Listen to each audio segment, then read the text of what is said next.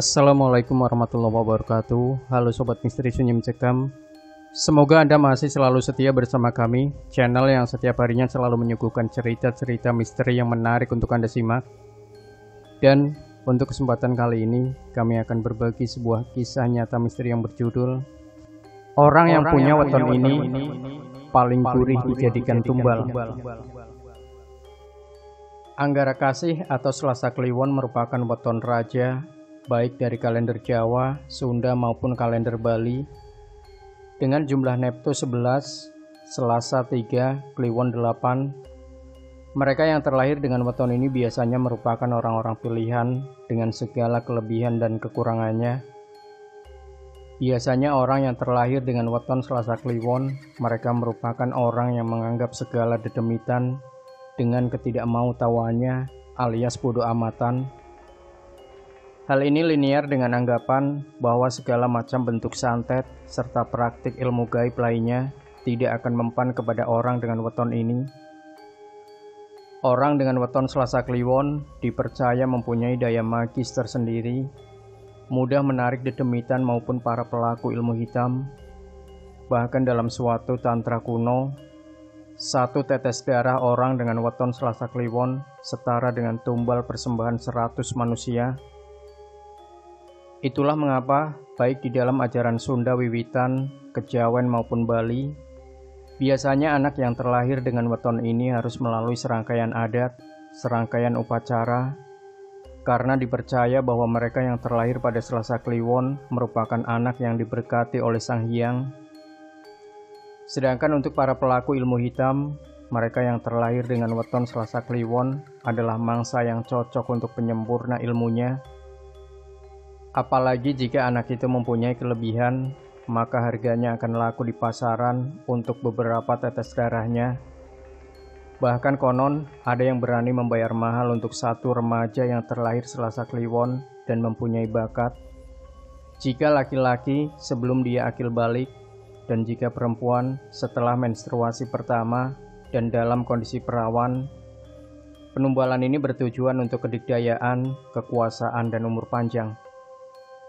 Bahkan tidak hanya itu, harta melimpah dan juga kebal terhadap serangan gaib juga menjadikan salah satu alasan kenapa anak dengan weton Anggara Kasih sangat dicari. Saat itu ibu kota awal tahun 2019, malam itu aku, Nat, dan adikku Alma baru saja menginjakan kaki ke bilangan Sudirman. Seperti biasa, kami selalu ada satu malam untuk sekedar silih cicat atau minum-minum cantik. Sambil menunggu Budi dan pacar barunya, Jo, adikku adalah anak bontot alias yang termuda di antara kami semua. Daripada ia harus pulang dalam kondisi mabuk parah, maka kami semua memutuskan untuk ikutan jika dia mau minum-minum cantik. Ya, gimana ya? Namanya adik cewek, jadi harus dijaga. Karena kita tidak pernah tahu hal buruk apa yang akan terjadi. Sedangkan aku adalah kakak yang berprinsip, sebadung apapun dia, aku harus tahu. Karena aku tidak mau dia jatuh atau terjebak dengan orang-orang yang salah. Jadi biarkan dia badung dengan sepengetahuanku. Dan dia juga tahu kalau kakaknya tidak mempan dibohongi. Nat sibuk dengan gawainya, Alma sudah dari tadi keliling menyapa teman-temannya. Sedangkan aku memilih untuk menunggu Budi dan kekasih barunya. Hingga tak lama kemudian, aku merasa seolah-olah ada yang memperhatikan kami. Tapi lihat Nat biasa saja. Mungkin hanya perasaanku saja. Dari kejauhan aku melihat Budi dan Jo. Mereka berdua kemudian menghampiri kami. Ya ampun, Cek, macet banget, ucapnya sambil mencium pipiku dan Nat bergantian. Iyalah Bud, namanya juga weekend, ucap Nat. Adik kamu mana? Tanya Budi.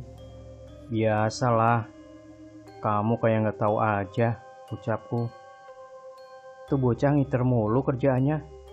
Bawa minuman apaan dia tadi? Tanya Budi. Bombay Safir, ucapku. Kalian nggak mau open botolan lagi? Tanya Budi. Apa aja lah Bud, yang agak strong. Aku pengen tipsi dikit malam ini, ucap Nat. Jika seperti ini sudah dapat dipastikan, akulah yang akan mengurus mereka semua, karena di antara mereka hanya aku yang peminum dan bukan pemabok. Entah mengapa aku masih merasa ada yang mengawasi. Jika seperti ini aku tidak bisa mengandalkan Nat. Walaupun insting dia tetap ada, tapi jika sudah minum, dia makin tidak peduli dengan keadaan sekitar. Malam itu entah kenapa aku merasa tidak tenang, seolah-olah ada mata jahat yang mengawasi. Lalu Nat meminta aku untuk menghubungi Bima, mas kerasnya yang juga anak dari Arya Satya. Aku pun menghubungi Bima dengan gawaiku. Dengan sedikit drama aku meminta Bima menyusul kami di bilangan Sudirman, dan Bima pun mengiyakan permintaanku. 30 menit kemudian Bima pun sampai. Dengan tergopoh-gopoh Bima menghampiri kami. Dia bertanya padaku berapa gelas yang sudah Nat minum. Aku sengaja bilang bahwa aku tidak tahu, karena pasti akan seru jika melihat drama mereka berdua. Kapan lagi lihat drama mereka? Dan benar saja drama dimulai, tapi bukan Nat dan Bima, melainkan adikku. Dia sudah meracau tidak jelas. Tapi sepintasku dengar bahwa dia mengucapkan ada orang jahat yang dari tadi melihat kami semua. Aku tahu dia mabok, tapi aku pun tahu dia benar. Hingga akhirnya kami memutuskan untuk pulang, karena waktu juga sudah menunjukkan pukul 2:30 dini hari. Bimalah yang membawa mobil Budi, karena di antara mereka semua memang hanya aku dan Bima yang masih tersadar. Yang lain sudah pada halusinasinya masing-masing. Bayangkan saja, mereka membuka kaca mobil dan menyapa seluruh orang. Bahkan mereka juga menyapa para penyiram tanaman kota. Jika itu kurang, bayangkan mereka memanggil semua orang di lampu merah dan mengajak berkenalan. Bahkan ada yang lebih frontalnya lagi. Ketika ada laki-laki, mereka semua terang-terangan meneriakinya dan meminta mereka berkenalan padaku dengan berkata bahwa aku jomblo. Tuhan, ingin kuselepet rasanya mulut mereka semua pakai kuah mie biar diam. Akhirnya kami semua sampai juga di apartemen Budi. Aku dan Bima menurunkan mereka satu persatu. Ingin rasanya ku dorong mereka dengan troli, mengingat pasti akan berisik ketika di lobi apartemen. Seolah malam itu kurang horor dengan mabuknya mereka. Tiba-tiba terdengar suara cekikikan melengking yang membuat aku bersyukur, karena mereka mendadak sadar dan lari tunggang langgang. Tak terbayang jika mereka tidak sadar, aku dan Bima harus bolak-balik menyeret mereka. Jujur, itu untuk pertama kalinya aku mendengar lengkingan sekaligus cekikikan Kunti. Entah karena memang seperti itu, atau karena efek di basement, jadi suaranya menggema. Kami pun lari tunggang langgang. Hanya aku saja yang berjalan karena susah lari. Engap kalau aku harus berlari. Kemudian sampailah kami semua di unit Budi. Karena sudah setengah sadar, aku inisiatif membuatkan mereka mie rebus agar tidak terlalu parah hangover-nya. Keesokan harinya, Alma bercerita jika tadi malam ada orang yang memperhatikan kami. Tapi aku hanya menganggap itu angin lalu, karena aku pikir bahwa itu efek dari minuman yang dia minum. Lalu Nat pun membenarkan ucapan Alma bahwa dia juga tahu ada yang memperhatikan. Makanya ia meminta aku untuk menghubungi Bima, karena Nat tahu bahwa Bima bisa menjaga kami semua. Lalu Nat berbisik padaku, "Ini aneh, Yik," ucapnya. Tapi aku menepis semuanya, karena jika bisa dilogikakan mengapa tidak? Mungkin mereka tidak sengaja melihat kami. Tak lama Jo pun mengiyakan bahwa cara orang itu menatap kami itu tidak wajar, seolah-olah ingin menelan kami semuanya. Tapi apa iya 2019 masih ada yang kayak gitu? Tapi ya sudahlah, toh kami semua bisa pulang ke tempat Budi dengan selamat. Kami pun segera melupakan itu semua, karena untuk apa mengingatnya jika kami tidak kenal. Lagian, bos ilmu hitam yang kami kenal juga sekarang dekat dengan Nat. Jadi apalagi yang perlu kami risaukan? Yang penting pekerjaan kami semua harus lancar. Tak lama kemudian, Bima datang menghampiri kami semua. dia meminta izin untuk pulang terlebih dahulu dan nanti siang akan kembali untuk menjemput Nat. Karena aku dan adikku hanya beda unit dengan Budi, jadi aku pulang terlebih dahulu untuk mengambil barang-barang. Sesampainya di unitku, gaweku berbunyi. Ternyata Mas Wisnu menelponku. Mas Wisnu meminta aku berhati-hati karena ada pergerakan dari beberapa tantra kuno yang akan bangkit. Jika memang benar adanya, kenapa Arya Satya tidak memberitahu kami? Kira-kira dia tahu atau tidak? Sudahlah, nanti juga akan ada titik temu. Jika memang mereka bangkit, kita lihat saja nanti akan ada drama apa di kemudian hari. Toh tiap manusia juga bergelut dengan drama dan karmanya masing-masing, jadi kenapa harus takut? Jujur, aku tidak ingin memusingkan apapun hari ini, karena aku hanya ingin tenang, menikmati hari liburku dengan sebaik mungkin. Tapi apa bisa jika kami semua sedang berkumpul seperti saat ini? Tak lama kemudian, Joe pun berpamitan dari unit Budi karena ia harus pergi bekerja. Joe dan Budi ini unik, sepasang kekasih dengan tubuh yang tertukar. Karena Budi yang laki-laki kalah maco dengan Joe yang perempuan, namanya Josephira. Tapi kami semua memanggilnya Joe, karena aura dia yang jauh lebih maco dari semua lelaki di sekitar kami. Sepeninggal Joe, kami semua sibuk dengan gawe kami masing-masing. Karena memang seperti inilah kami, jika ngumpul, kalau nggak sibuk dengan gawe ya sibuk mencari apa saja yang bisa digibahin. Hingga tak lama kemudian, gawe Alma berbunyi. Ternyata telepon dari salah satu teman kami, Danar. Seperti biasa kami pun heboh setiap Danar telepon, karena dia selalu membawa gorengan yang enak-enak. Bahkan dia juga tahu warteg mana yang bisa membuat alergiku tidak kambuh. Kami pun menuliskan makanan yang ingin kami beli melalui Danar. Weekend memang waktu yang tepat untuk bermalas-malasan. Jadi kami memutuskan untuk menitipkan pesanan kami lewat Danar. Dan tentu tidak lupa kami menitipkan tempe mendoan buatan bibinya. Dan tentu tidak lupa kami menitipkan tempe mendoan buatan bibinya Danar yang legend, saking enaknya. Akhirnya Danar pun sampai ke unit Budi dengan membawa semua pesanan kami. Selesai makan, Danar bercerita bahwa dia kenalan dengan perempuan dari aplikasi Burung Biru. Dia bercerita bahwa perempuan ini adalah perempuan baik, seru dan asik jika diajak berteman. Kami semua mendengarkan dengan seksama. Karena jarang-jarang Danar bercerita tentang lawan jenis antusias ini. Bahkan Danar juga berkata bahwa perempuan ini sudah beberapa kali bayar Danar untuk mengantarkannya kemana saja. Kami berpikir berarti perempuan ini tanggung jawab. Hanya saja dari awal ketika Danar bercerita tentang perempuan ini, Alma selalu negatif thinking. Hingga Nat menegurnya karena Nat merasa tidak seharusnya Alma berbuat seperti itu. Apalagi Danar adalah teman kami. Tidak ada salahnya memberikan Danar kesempatan. Karena prinsip kami adalah hanya kami yang boleh membuli Danar. Ketika ada yang membuli Danar selain kami, maka orang itu harus berhadapan dengan kami semua.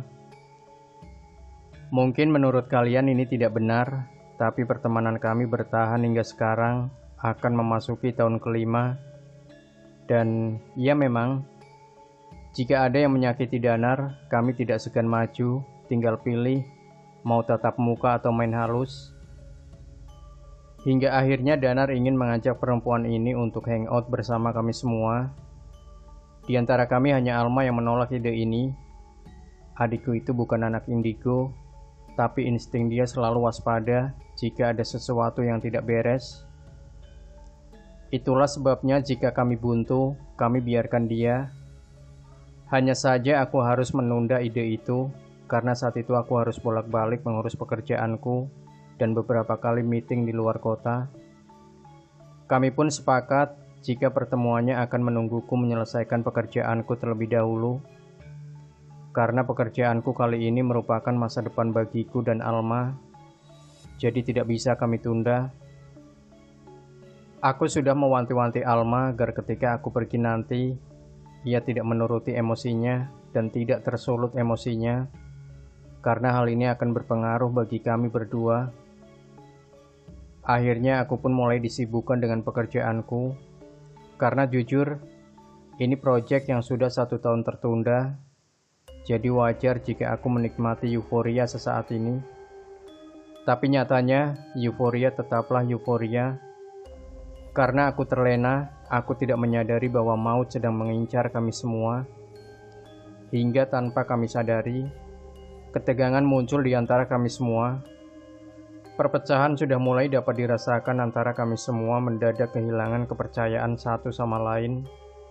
Bahkan banyak hal sepele bisa menyebabkan kami adu mulut yang tidak dapat kami elak. Bahkan aku nyaris memukul Alma, hal yang tidak pernah aku lakukan sekesal apapun terhadap adik perempuanku satu-satunya. Sebadung apapun dia, aku tidak pernah mengangkat tanganku, karena ia tahu jika aku marah aku hanya akan berdiri dari duduk dan mengomel tanpa henti. Hingga akhirnya membuat ia pergi dan membanting pintu unit kami, hingga membuat tetangga kami melongokkan kepalanya dari unit mereka masing-masing. Itu adalah hal yang pertama kali aku lakukan padanya. Entah setan apa yang sedang merasukiku. Hingga kemudian, seolah-olah kesialan itu kurang. Aku mendapat telepon bahwa ada cancel terhadap salah satu pekerjaan kami, yang menyebabkan kami kehilangan sedikit kepercayaan dari salah satu grup hotel ternama. Malang tak dapat ditolak, untung tak dapat diraih. Jujur, di saat itu aku ingin menangis, tapi entah mengapa aku tak bisa. Aku hanya bisa terdiam dan merasakan sesak di dadaku. Proyek yang seharusnya dapat kami gunakan untuk modal awal usaha rumahan kami, harus terputus begitu saja, dikurang 1 hari dari hari H.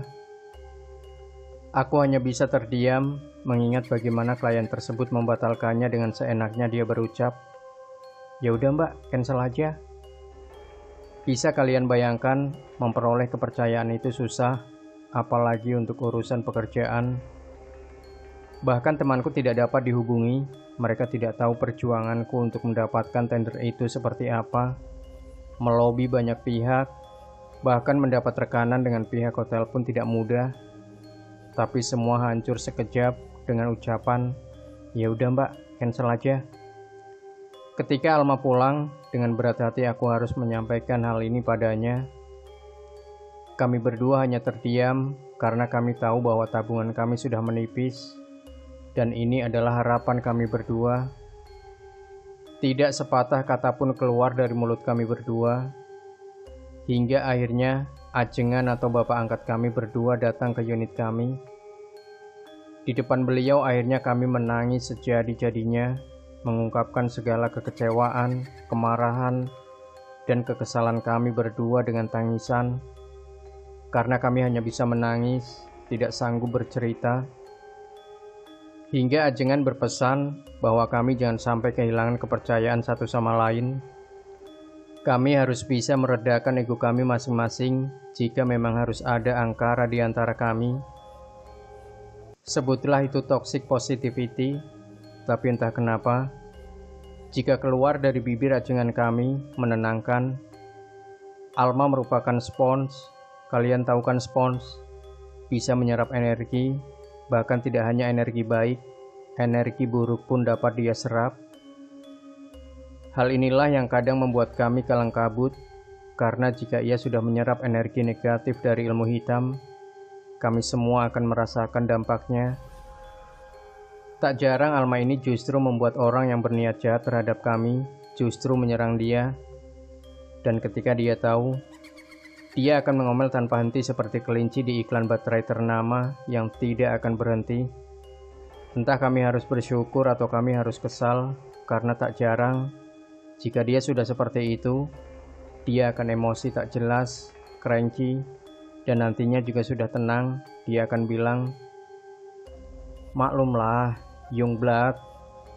Youngblood apanya ya Maimunah? Hal kayak gitu taruhannya nyawa. Hal terakhir dan kejadian yang membuat kami semua kebingungan ketika satu persatu anak buahku terkena sakit kulit.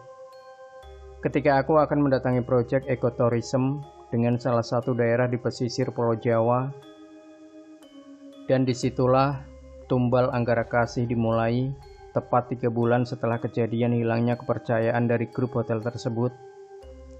Walaupun mereka tidak membatalkan kontrak, tapi kami harus menerima larangan cancel ketika memesan hotel mereka. Flashback 1 bulan setelah kejadian cancel tak bertanggung jawab, Alma memberitahuku bahwa ada email dari salah satu kabupaten di pesisir Pulau Jawa yang menawarkan kerjasama dan sudah melihat rancangan desain dari perusahaan kami, dan beliau tertarik. "Kak, cek email deh. Ini aku nggak tahu mesti balas apaan," ucap Alma padaku. "Ya udah, ntar aku yang balas atau forward emailnya ke Yanus, biar Yanus yang ngurus," kataku. Walaupun dia adikku, tapi jika menyangkut pekerjaan, aku tetaplah atasannya.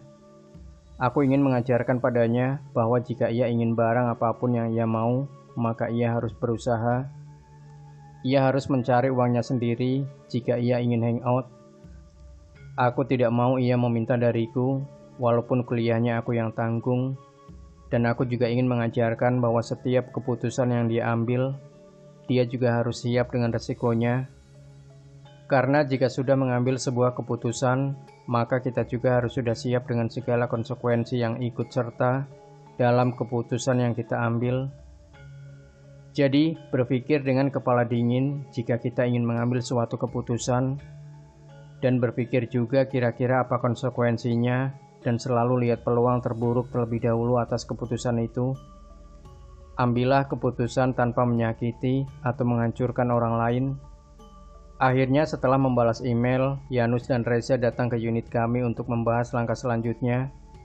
Karena proyek ini melibatkan pemerintah, kami tidak ingin sampai ini menjadi mangkrak lagi atau berpeluang terkena OTT. Jujur, membayangkan hal ini membuatku merinding. Di sini aku bisa melihat antusias Alma. Bagaimana tidak, ini pertama kalinya ia akan mengerjakan proyek besar, dengan keuntungan juga yang akan sanggup membiayai kuliah dia hingga selesai.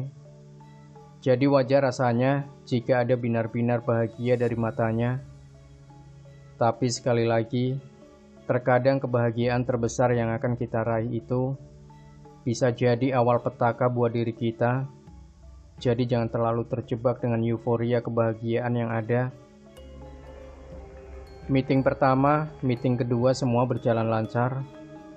Bodohnya aku adalah, aku tidak memperhatikan dengan seksama bahwa di setiap meeting selalu diadakan setiap malam Anggara Kasih. Entah di hari Seninnya atau Selasanya, itulah kesalahanku, dan entah kenapa teman-temanku tidak menyadari hal ini. Padahal biasanya, jika ada suatu hal yang aneh, pasti ada satu yang aware, tapi kali ini kami semua terlena. Kami semua benar-benar terlena dengan pekerjaan kami masing-masing. Padahal biasanya, sesibuk apapun kami masih tetap bisa merasakan jika ada suatu hal yang tidak beres. Meeting kali ini entah mengapa diadakan di jam 16 sebelum Anggara Kasih, yang mana menurut waktu dalam kalender Jawa, ini sudah masuk ke dalam Anggara Kasih. Sebenarnya aku tidak akan menyadari hal ini jika Nat dan Bima tidak mendadak mengajakku video call. Nat dan Bima berkata bahwa ini malam Anggara Kasih, dan entah kenapa aku tersadar akan hal ini. Dan benar saja, mobil yang kami gunakan mendadak mogok. Belum lagi dari awal keberangkatan, Alma tak henti-hentinya mengomel seperti bocah kebanyakan menenggak macalan 60. Tapi sayangnya, sebelum berangkat kami hanya minum susu dan teh, tidak ada minuman aneh-aneh. Aku yang biasanya selalu membaca situasi pun seolah-olah terprovokasi dengan kelakuan Alma. Karena insiden mobil mogok, maka aku menugaskan Yunus dan Alma untuk pergi ke salah satu pusat perbelanjaan di ibu kota, di bilangan Tamrin Sudirman. Sedangkan aku dan Yuda memilih menunggu montir untuk membereskan mobil. Baru kemudian aku akan menyusul. Namun karena macetnya jalanan ibu kota, hingga montir baru datang ketika meeting itu telah selesai. Dari dulu aku memang lebih suka bekerja dengan kaum Adam. Entah mengapa lebih enak aja jika bekerja dengan mereka. Bukannya aku tidak takut dilecehkan, tapi jika aku sendiri lebih gahar dari mereka, pasti mereka akan berpikir ulang. Rata-rata yang bekerja denganku adalah yang bahkan mereka tidak menganggapku perempuan. Dan entah mengapa kami klop satu sama lain, terlepas dari segala drama setiap pekerjaan. Malam itu, kami memutuskan pulang, sedangkan Alma memilih pergi ke salah satu klub di ibu kota. Tenang, aku selalu tahu pergerakan adikku. Bukan aku tidak percaya padanya, aku hanya tidak percaya dengan teman minumnya. Dan malam itu, aku pun pulang ke unitku. Tapi anehnya, kakiku justru melangkah ke unit Budi. Ternyata di sana sudah ramai manusia. Bahkan ternyata Budi baru saja mengumumkan jika ia akan menikah dengan Jo. Karena ini pengumuman besar dan besok aku harus berangkat ke kota Lumpia karena urusan pekerjaan sekaligus mudik. Makanya aku menelpon Alma melalui gaweku. Jangan sampai dia tidak kami kabari, karena dia akan ngamuk sejadi-jadinya. 30 menit kemudian Alma pulang, dan yang benar saja, baru memasuki unit Budi, dia sudah ngamuk. Bahkan kami butuh beberapa menit untuk menyadari bahwa itu bukan Alma, tapi ada hal lain. Nat menyentuh pundak Alma, tapi ternyata ia terpelanting. Bahkan butuh beberapa orang untuk membuat Alma diam. Bagaimana tidak, ini baru pertama kalinya ia kesurupan. Apalagi ini bukan sembarangan, ini suruhan orang. Kesurupan berupa kiriman ini berbeda dengan yang kesurupan biasa, karena terkadang mereka juga bisa membaca ayat suci seperti yang biasa kita baca. Butuh trik dan fokus untuk membuat mereka keluar, apalagi jika ternyata kiriman itu merupakan perjanjian. Kiriman dengan perjanjian, ini biasanya jika si empunya perjanjian tahu bahwa yang dihadapi juga mempunyai ilmu kebatinan, atau lebih gampangnya anak indigo. Tapi anak indigo pun bukan yang asal, bukan yang dibuka paksa atau belajar, melainkan mereka yang indigo murni dan mereka terikat perjanjian, hanya tunduk pada satu majikan saja. Selain itu biasanya mereka akan menyerang secara mental dan medis, bukan berisi paku dan kawan-kawannya, melainkan penyakit. Bisa berupa penyakit kulit atau penyakit mental, tapi bukan seperti mereka yang terkena pelet. Mereka bertugas mencari tumbalnya sendiri, dan yang dipilih selain indigo juga dengan weton-weton raja, atau weton dengan hitungan neptu yang besar. Sialnya, Alma ini adalah dia penyerap, jadi walaupun dia bukan sasarannya, tetap dia yang akan terkena.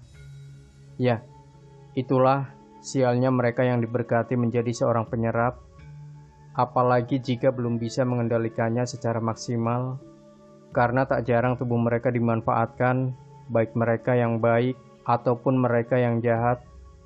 Malam itu merupakan malam yang kacau.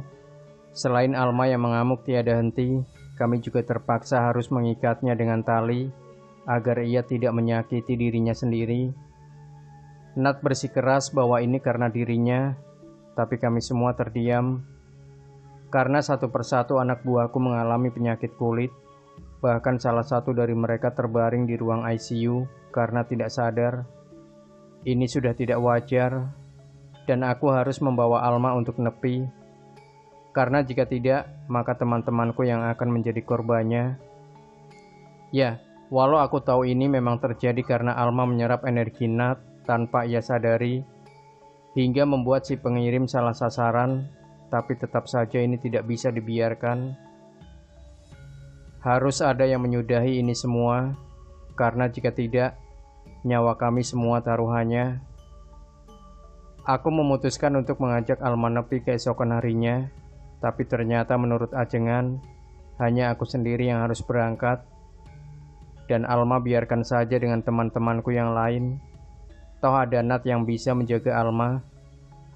Aku pun memutuskan berangkat malam itu juga, menuju ke salah satu tempat leluhurku dan Nat dulu nepi dan mengucap sumpahnya. Aku tahu perjalanan ini tidak akan mudah, karena nyawa adik perempuanku satu-satunya terancam gara-gara kecerobohanku.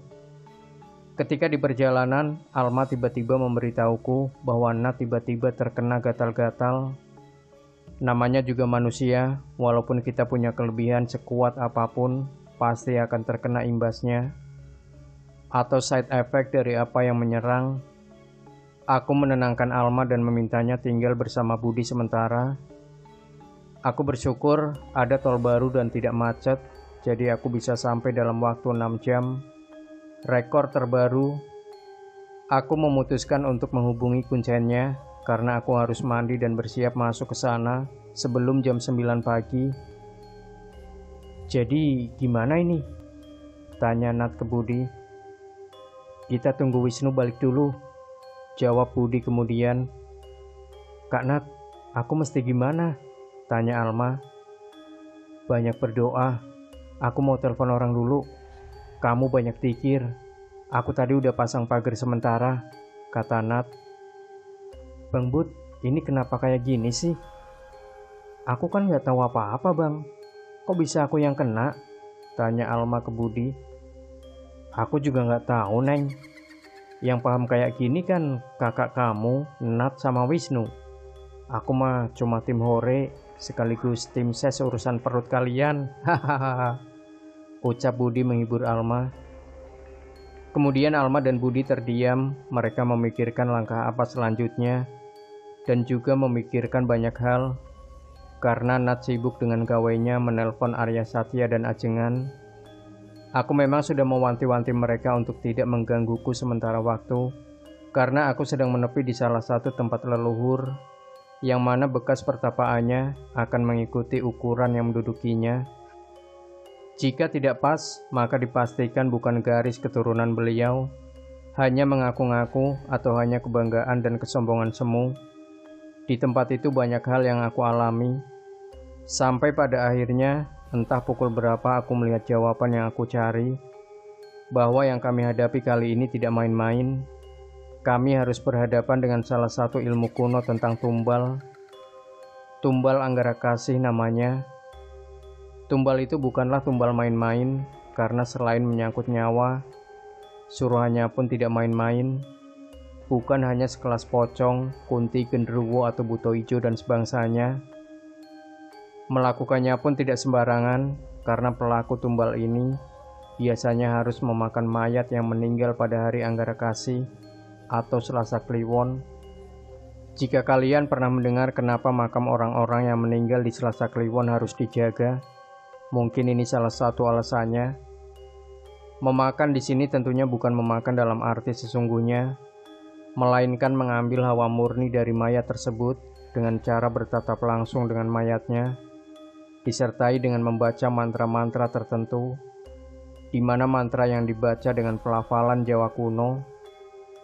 Namun banyak yang menyelewengkannya menjadi mengawini mayat atau bersetubuh. Jadi untuk mendapatkan apa yang diinginkan, harus mau bersetubuh dengan mayat yang meninggal pada malam Anggara Kasih. Karena sudah mendapatkan jawaban yang aku butuhkan, aku memilih untuk secepatnya kembali ke ibu kota, mengingat nyawa adikku yang sudah dalam bahaya. Dikarenakan sudah 2 minggu ia menggendong suruhan dari si empunya tumbal Anggara Kasih. Sementara itu di Jakarta, Nat, Budi, Bimo, dan Arya Satya sedang berdiskusi untuk mencari solusi atas apa yang menimpa Alma. Karena ini tidak bisa sembarangan dan harus ada perhitungan tertentu. Mendadak mereka mengalami hal-hal yang tidak masuk akal. Ketika mereka sedang asik berdiskusi, ternyata kondisi anak buahku dan Alma semakin memburuk. Bahkan malam itu Alma terkena tantrum hingga muntah darah. Malam itu benar-benar mencekam. Aku sudah tidak bisa berpikir lagi tentang kecepatan mobil yang aku kemudikan saat itu, karena di dalam pikiranku hanya berisi tentang keselamatan banyak orang. Bahkan aku pun tidak lagi mengingat bahwa hari itu adalah Selasa Kliwon. 3 jam kemudian, aku pun tiba di unit Budi. Semua orang sudah berkumpul di sana. Aku melihat Alma yang sudah tergeletak di lantai. Dia berada di dalam lingkaran, yang aku sendiri tahu bahwa itu adalah buatan Arya Satya, karena hanya dia, selain aku, yang bisa membuat hal ini. Aku kemudian menghampiri Arya Satya. Paman, apakah harus seperti ini? Apakah tidak ada cara lain? Tanyaku pada murid kesayangan eyangku itu. Hanya ini mbak satu-satunya cara. Ajengan juga sudah setuju kok. Makanya aku berani bikin lingkaran ini, jawabnya. Baiklah paman, jika hal ini benar menurut paman dan ajengan, mari kita selesaikan malam ini, ucapku. Kamu gak mau istirahat dulu mbak? Kamu kan baru sampai. Apalagi kamu habis nepi. Apa kamu gak mau bebersih dulu, baru besok kita selesaikan? I'm okay paman. Paling ini mau bebersih dulu, baru lanjut. Karena waktu kita semakin menipis. Bukannya kita tidak boleh melewati matahari terbit, tanyaku. Arya Satya menjawabku hanya dengan senyumannya, dan aku anggap bahwa ia menyetujui ucapanku. Aku pun bergegas bersiap diri. Segala persiapan kami mulai dari jenis kain yang akan aku gunakan, roncaian bunga melati kantil, serta beberapa perlengkapan ubu rampe yang akan digunakan. Mengingat resiko yang akan terjadi bila terjadi salah pertimbangan, salah satunya ubu rampe, dan setelah persiapan yang terjadi, maka proses pembersihan Alma dan teman-temanku dimulai.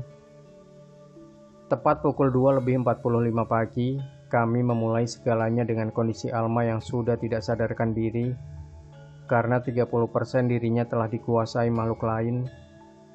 Kondisi Alma saat ini sudah tidak lagi dirinya, karena 30% dari diri dia sudah dikuasai makhluk lain. Makhluk kiriman yang bertujuan untuk mematikan salah satu di antara kami dan membuat hancurnya usaha kami semua. Aku merasakan malam itu hawa lain ada di sekitar kami. Entah hawa apa itu, campuran dari hawa mencekam yang benar-benar tidak enak, panas, lengket dan dingin di saat yang bersamaan. Dan selain itu malam ini merupakan malam Anggara Kasih. Tepat pukul 2:35, 10 menit sebelum prosesi pembersihan dimulai, Alma tiba-tiba mengamuk. Semua orang terkena amukan dan cakarannya. Bahkan ada salah satu anak buah Budi yang terkena cakarannya hingga berdarah dan membuat panik kami semua karena banyaknya darah yang keluar. Apalagi ini, ucapku. Kalian semua pegang Alma. Kalau perlu diikat, ikat saja dia sebelum dia menyakiti dirinya sendiri, ucap Paman Arya Satya. Akan tetapi, ternyata tenaga Alma jauh lebih kuat dari kami semua. Aku pun menyalakan dupa hitam untuk mencegahnya semakin parah. Dan setelah aku menancapkan dupa, seketika Alma dan Nat pingsan. Mereka berdua pingsan secara bersamaan. Aku menatap mimik muka Paman Arya Satya. Disitulah aku menyadari ada yang tidak beres. Ada sesuatu yang salah dan kurang. Lalu tiba-tiba teman Mas Wisnu datang yang membuat kami kaget. Teman Mas Wisnu menyerahkan sate kambing dan ayam ingkung. Yang membuat kami kaget, teman Mas Wisnu menyerahkan sate kambing dan ayam ingkung. Ini satenya. Tadi Ayi datang ke rumah minta ini, ucap Bang Nisyar. Hah? Jawab kami semua kompak. Karena kami semua tahu bahwa sedari tadi aku sibuk dan tidak meninggalkan tempat ini. Iya, tadi Ayi datang ke kosan. Katanya BM mau makan sate sama ayam ingkung. Karena kamu aku telepon gak bisa nuh. Ya udah, aku beliin. Terus aku anterin ke sini. Jawab Bang Nisyar. Masalahnya Zar, Ayi dari tadi di sini, gak kemana-mana. Itu kamu yakin, Ayi? Tanya Mas Wisnu. Ya yakin lah, parfumnya sama kok. Aku tanya-tanya juga nyambung. Cuma tadi dia bilang balik duluan, terus minta aku langsung kesini aja. Ya udah, aku langsung kesini. Untung masih ada yang jual ayam ingkung. Gila aja, jam 12 malam datang minta sate kambing sama ayam ingkung, ujar Bang Nisyar. Masalahnya bang, aku itu tadi cuma ngucap dalam hati. Aku gak tahu kalau kayak gini. Tapi terima kasih ya, ucapku. Ya kita tahu lah Yi, ini semua kan pasti ada sesuatu juga. Soalnya aku mendadak juga bawa cundrik, dan ini mau aku pinjemin ke kamu. Sedangkan kalau di logika, ngapain juga bawa-bawa cundrik? Iseng banget. Cuma aku tadi kayak diyakinin bahwa nanti bakal kepake pas ketemu kamu. Ucap Bang Nizar seraya menyerahkan cundriknya kepadaku. Aku pun menerima cundrik itu. Aku letakkan di tengah-tengah ubur rampe dan aku berdirikan. Dan kemudian prosesi kami mulai. Kami meletakkan Nat dan Alma berjejeran untuk memudahkan prosesi selanjutnya. Paman Arya Satya memintaku untuk memulai prosesi itu karena waktu kami semakin menipis. Makhluk lain dalam tubuh Alma sudah menguasai diri. Makhluk lain dalam tubuh Alma sudah 45% menguasai dirinya. Sejurus kemudian, Alma memuntahkan gumpalan darah dan gulungan kain yang sudah bercampur dengan darah, dan dia pun mengamuk sejadinya, menyerang siapa saja yang berusaha menenangkannya. Kami semua sontak panik, karena tiba-tiba saja Alma berjalan merangkak. Matanya berlari ke sana kemari, seolah-olah mencari mangsanya, hingga dia melihat Nat dan menarik rambut panjangnya dan menyeretnya menuju arah balkon. Di sisi lain, Bimo berhasil meraih kaki Nat, dibantu oleh Bang Nizar. Bimo menarik Nat agar Alma tidak membawanya ke balkon. Sedangkan aku dan Paman Arya Satya bergegas menghampiri Alma sebelum dia semakin parah dan menghabisi dirinya sendiri. Aku dan Paman Arya Satya membisikkan rapalan untuk menekan makhluk di dalam badannya dan agar Alma bisa kembali tenang. Walau kami berdua tahu bahwa ini tidak akan lama, tapi setidaknya bisa membuat kami dapat memikirkan langkah apa lagi yang harus kami lakukan. Akhirnya Alma kembali pingsan. Kami membawa Alma ke kamar. Kami menyingkirkan benda apapun yang bisa ia gunakan untuk membunuh dirinya sendiri. Karena saat ini kami semua tahu bahwa keinginan terbesar makhluk yang ada pada diri Alma adalah menghabisi Nat. "Pah, ini kayaknya ada yang aneh deh," ucap Bimo kepada Paman Arya Satya. "Memang ada sesuatu yang janggal," ucap Paman Arya Satya. "Sebenarnya tujuan tumbal kali ini apa, Paman? Untuk kekayaan atau untuk apa?" tanya Budi. "Dendam," jawabku. Kami semua terdiam dengan pikiran kami masing-masing karena yang seharusnya dapat selesai secepatnya tapi tidak sesuai ekspektasi kami semua. Begitulah, rencana kita mungkin sudah matang, tapi tetap saja Tuhan punya rencana lain. Mungkin tidak sesuai dengan keinginan kita, tapi aku yakin di balik ini semua pasti rencana Tuhan tetap yang terbaik, apapun itu. Saat ini aku hanya berdoa dan berharap agar sesuai dan pas, serta semesta berada di pihak kami semua. Aku tidak tega melihat adikku harus kesakitan dan menjadi korban atas hal yang bukan kesalahannya. Dendam siapa dan kepada siapa sebenarnya? Dan apa hubungannya dengan Nat? Apa hubungannya dengan Selasa Kliwon? Semua hal ini membuatku pusing, karena aku tidak tahu saat ini apa yang harus aku lakukan. Aku pun keluar ke balkon, menarik rokokku dan melihat bintang, berharap mungkin ada jawabannya di sana. Semua ini membingungkanku. Darah, lirihku. Tanpa aku sadari keluar darah dari hidungku. Aku mimisan. Jika sudah seperti ini, pertanda bahwa ada suatu hal yang salah. Aku pun memutuskan untuk masuk, hingga kemudian Mas Wisnu panik melihat bajuku yang sudah penuh dengan darah mimisanku. "Kamu kenapa?" tanya Mas Wisnu. "Gak apa-apa Mas, udah mampet kok," ucapku seraya berjalan ke kamarku. Sesampainya di kamar, aku mencari buku catatan Eyang. Aku yakin bahwa di dalam buku catatan usang milik Eyang ada jawaban yang aku cari. Karena Eyang selalu mencatat apapun di sana, walaupun tidak ada jawaban pastinya, setidaknya aku akan dapat petunjuk tentang semua keganjilan yang kami alami. Ketika aku membuka bukunya, aku mendengar teriakan dari luar. Ternyata Nat berteriak ingin membunuh Alma. Apalagi ini? Tak lama disusul dengan teriakan Alma. Mereka berteriak ingin membunuh satu sama lain. Sial, aku pun berdiri, tapi dari luar aku mendengar suara Paman Arya Satya. Lanjutkan bacanya. Jangan biarkan iblis ini mengecoh konsentrasi kamu. Apapun yang terjadi, jangan keluar sampai kamu menemukan jawabannya, ucapnya. Tapi Paman, kataku, tidak ada tapi-tapian, ucapnya tegas. Aku kembali menekuni bacaanku, mencari jawaban atas ketidakpastian, hingga sampai pada halaman yang bertuliskan huruf Jawa Kawi, bertuliskan kata Anggara Kasih. Akhirnya semoga aku bisa mendapatkan jawabannya di sini. Di situ ditulis tentang kejadian-kejadian ganjil pada hari Anggara Kasih yang pernah dialamin Eyang. Eyang menulis bahwa selain orang dengan weton Selasa Kliwon, hari Selasa Kliwon juga dipercaya sebagai salah satu hari untuk memperkuat ilmu hitam dan mencari tumbalnya.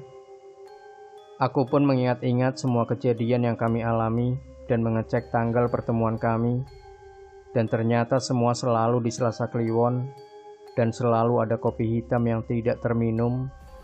Harusnya aku bisa memahami bahwa ini semua bagian dari suatu rencana penumbalan.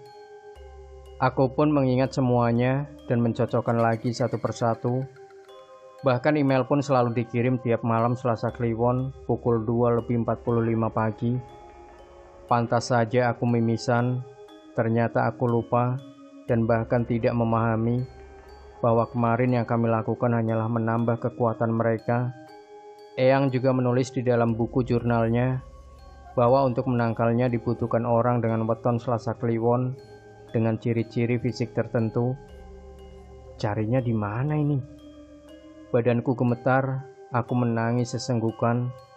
Bagaimana aku harus menjelaskan jika adik dan sahabatku menjadi tumbal? Ketika isakanku semakin dalam, aku seperti melihat Eyang memelukku. Jujur, ini ketenangan yang aku cari. Walau aku belum pernah bertemu Eyang Kakung secara fisik, tapi entah kenapa beliau selalu ada di saat aku kebingungan, walau hanya untuk menenangkanku. Aku seperti memiliki tenaga baru, kekuatan untuk melawan, dan jawaban dari apa yang aku cari. Aku harus merubah tujuanku, tidak lagi membalas perbuatan mereka, tapi menyembuhkan adik dan sahabatku. Ya, aku harus melakukan secepatnya, karena jika tidak, akan ada darah yang tumbang sebelum maghrib. Aku juga harus memikirkan anak buahku yang terbaring di rumah sakit, yang menanggung hal yang tidak mereka ketahui sebenarnya. Alma dan Nat harus disembuhkan, agar semua kembali baik-baik saja. Aku bergegas mandi dan kemudian menggelar sajadahku, mencari tambahan ketenangan dengan mengemis kepada Tuhanku atas kesalahan dan meminta maaf atas keteledoranku. Membaca kembali amalan dan melafazkan namanya seperti yang diajarkan ketika aku masih berada di salah satu pondok pesantren tertua di Jawa Timur. Melakukan kembali apa yang pernah diajarkan padaku. Walau bagaimanapun rencana kita, rencana Tuhan pasti lebih baik lagi.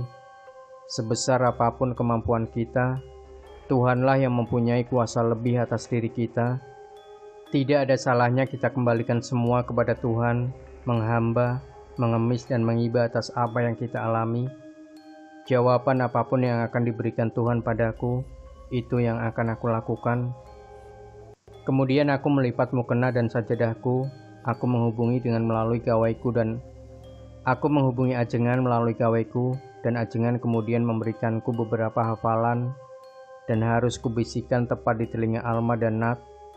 Ajengan juga berpesan bahwa aku harus kuat, karena jika aku kuat, semua akan baik kembali. Aku mengambil gulungan kain yang Alma muntahkan. Aku mencucinya dan membaca tiap huruf yang ada di dalam gulungan itu, dan mencocokkannya dengan yang ada pada buku catatan Eyang. Siapa tahu ada kecocokan dari kalimat yang ada di gulungan dengan yang ada di buku catatan Eyang. Akhirnya aku menemukannya. Terima kasih Tuhan. Thank you ancestor. Matur nuwun Eyang. Aku harus mulai menghitung lagi mulai sekarang. Kali ini harus tepat. Jangan sampai ada lagi kesalahan. Karena kesalahan kecil bisa membuat kesalahan besar. Akhirnya aku keluar dari kamar. Aku melihat Alma dan Nat tertidur. Kemudian aku duduk. Paman, aku kira setelah semuanya Paman bisa benar-benar berubah. Tapi ternyata setelah tadi malam, aku rasa Paman masih ada dendam. Andai Paman bisa menurunkan sedikit ego Paman, mungkin hal ini dapat kita selesaikan dengan baik. Tapi mau bagaimana lagi? Ego Paman menang tadi malam. Apa yang Paman mau kali ini? Tanyaku. Paman Arya Satya pun tersenyum. Paman kira kamu tidak menyadarinya, ucapnya. Jangan remehkan aku, Paman, ucapku penuh penekanan. Paman Arya Satya tersenyum, kemudian ia meninggalkan ruangan, disusul dengan Bimo. Mereka berdua meninggalkan kami semua. Tapi sebelum meninggalkannya, Paman Arya Satya membisikkan sesuatu padaku, dan ku jawab dengan anggukan kepala. Aku memutuskan untuk pergi sendiri membeli keperluan hari ini. Bukannya aku tidak percaya orang lain, tapi ini harus aku lakukan. Selesai berbelanja, aku kembali ke apartemen untuk mempersiapkan semuanya, mulai menata, menyiapkan, bahkan membakar hiyo. Setelah selesai semuanya, dan aku selesai menancapkan hiyo, aku mendengar keributan. Ya, the show must go on. Jika sesuai perhitunganku, maghrib nanti semua sudah selesai dengan aman, damai sentosa, tidak kurang suatu apapun. Aku melihat Alma dan Nat beradu, mereka sudah seperti dua orang pendekar dengan senjatanya masing-masing. Aku tahu bahwa yang Nat incar adalah apa yang ada di dalam tubuh Alma, sedangkan Alma menginginkan Nat sebagai santapannya. Aku menanti hingga mereka lengah, karena jika aku meleset, aku yang akan menjadi sasaran mereka berdua. Aku tahu ini resiko yang akan aku dapat, tapi sebagai seorang pemburu, aku harus tahu kapan buruanku lengah agar aku dapat melumpuhkannya. Aku melihat Alma sudah tidak seperti dirinya lagi. Matanya sepenuhnya memutih dan lidahnya menjulur. Dia sudah mengambil posisi untuk menyerang Nat. Untungnya, aku sudah mempersiapkan kapur sirih berisi kambing bakar yang akan aku gunakan untuk membuat mereka tenang. Alma dan Nat sudah dalam kondisi trance sepenuhnya. Keduanya siap berperang, menghabisi satu sama lain. Dan aku harus bisa secepatnya memasukkan kapur sirih ini ke mulut mereka. Karena menurut buku catatan Eyang, hanya ini satu-satunya cara memusnahkan suruhan itu. In the name of ancestor, ucapku dalam hati. Aku pun berhasil memasukkan kapur sirih dan daging kambing bakar ke dalam mulut Alma dan Nat. Entah apa rasanya, aku tak peduli. Yang jelas, sekarang giliran Mas Wisnu dan Bang Nizar harus menutup mulut Alma dan Nat agar dapat tertelan. Setelah mereka menelannya, Nat jatuh pingsan, sedangkan Alma, dia mengalami kejang. Karena makhluk yang selama 2 minggu digendong dan dibawa kemana-mana olehnya tidak terima jika dia diusir, karena ia merasa cocok dengan tubuh Alma. Akhirnya aku membacakan rapalan warisan yang aku ingat. Aku tahu jika ini aku bacakan, resikonya adalah Alma tidak akan ingat apa saja yang terjadi padanya, baik hal penting maupun yang tidak penting. Selain itu juga akan berakibat terbukanya inderanya yang lain. Tapi ini satu-satunya cara yang paling aman bagi semuanya. Karena jika cara lain yang aku lakukan, maka aku harus ikhlas menumbalkan sesuatu sebagai gantinya. Bukannya aku egois, karena cepat atau lambat, indera lain Alma memang harus terbuka. Aku membisikkan kalimat yang berisi kalimat tentang kawilujengan, yang isinya tentang keselamatan jiwa dan raganya. Selesai aku membaca kalimat itu, Alma memuntahkan gumpalan-gumpalan darah dan boneka yang bertuliskan nama seseorang. Aku tidak sempat membacanya karena semua harus dilarang untuk kembali secepatnya. Bahkan aku memotong rambut Alma dan Nat agar tidak terjadi hal-hal yang tidak diinginkan di kemudian hari. Kali ini aku tidak mau mengambil risiko, karena banyak nyawa yang dipertaruhkan jika sampai ada kesalahan. Setelah membereskan semuanya dan membersihkan bekas pembersihan, Mas Wisnu dan Bang Nizar yang melarang semuanya. 2 jam kemudian mereka kembali dari melarung. Yanus dan anak buahku yang dirawat di rumah sakit memberikan kabar melalui gaweku bahwa luka mereka sudah kering. Sejurus kemudian, Alma dan Nat tersadar. Aku meminta mereka untuk mandi, karena jujur saja bau badan mereka sudah tidak jelas lagi. Aku tahu ada banyak pertanyaan dalam benak Alma, dan itu nampak jelas dari raut wajahnya. Tapi biarlah, aku jawab nanti setelah ia selesai mandi. Selesai Alma mandi, kami semua duduk sambil ngobrol ngalor ngidul gak jelas, dengan kopi dan rokok di tangan kami masing-masing.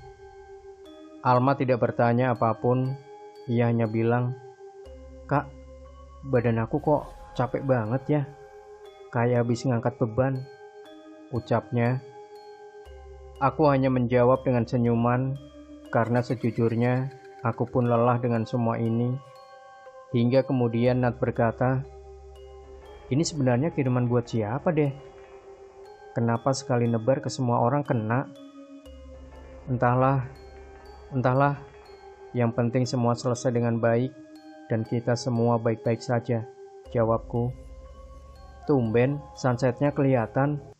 Lihat deh kak, seumur-umur kita stay di sini, baru ini kelihatan sunset cakep banget, seloroh Alma. Kami semua pun tertawa bersama, melepas segala beban yang ada, karena akhirnya beban itu hilang dari kehidupan kami. Demikian Sobat Misteri Sunyi Mencekam, jangan lupa berikan komentar Anda, like, share video ini, subscribe channel Sunyi Mencekam, dan nantikan kembali cerita-cerita misteri terbaru dari kami. Wassalamualaikum warahmatullahi wabarakatuh.